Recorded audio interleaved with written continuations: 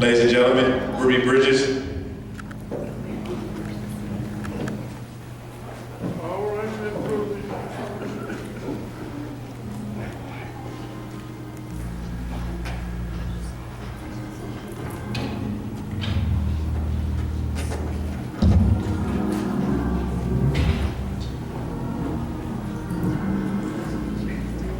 Ruby Nell Bridges was born in Tylertown, Mississippi on September 8, 1954, the same year as the landmark Brown versus Board of Education decision.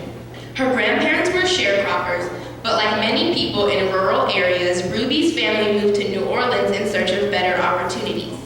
Her father worked as a service station attendant, and her mother took night jobs to help support the family. They lived in the front part of a large rooming house on France Street in the Florida neighborhood. While both whites and blacks lived in the neighborhood, residents were segregated by block.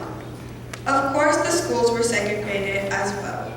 Though Ruby lived only 5 blocks from William France Elementary, she had to walk much further to attend Johnson Lockett, the school reserved for African American students. By the time Ruby entered kindergarten, 5 years had passed since the Brown decision, but most southern states had done nothing to comply with the mandate to integrate schools.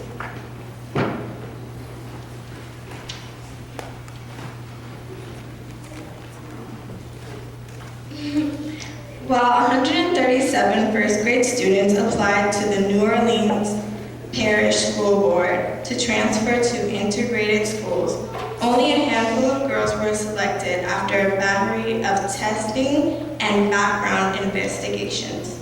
The pupil placement law the board used was intentionally designed to weed out most applicants in an attempt to limit the exempt of desegregation. Ruby's father was concerned about the potential repercussions of challenging the status quo, but her mother eventually convinced him that the risks were worth the benefits for their daughter and for all children. On November 14, 1960, 3 students went to McDonough number 19, and 1 student, Ruby Bridges, went alone to William France Elementary. Until the designated morning, the location of the school sites had not been released. Both schools were located in the 9th Ward, an area with little political influence. Under the escort of federal marshals, Ruby rode to William France Elementary and entered the school building under their protection. All day, angry white parents removed their children from the school, as Ruby and her mother waited in the front office.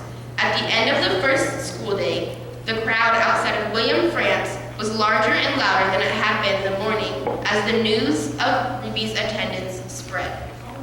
Every morning, a group of 40 or more women, known as the cheerleaders, shouted obscene, racist threats at Ruby as she entered France Elementary. Ruby received instructions in isolation from her teacher, Miss Barbara Henry. Even to use the restroom, she had to be escorted by marshals. And Ruby ate lunch alone in her classroom every day. When Ruby returned to France after summer vacation, the protesters were no longer waiting outside to harass her. Her 2nd grade class contained over 20 other students, and she was no longer the only African American child enrolled in the school. Ruby went on to finish grammar school at France and to attend an integrated high school.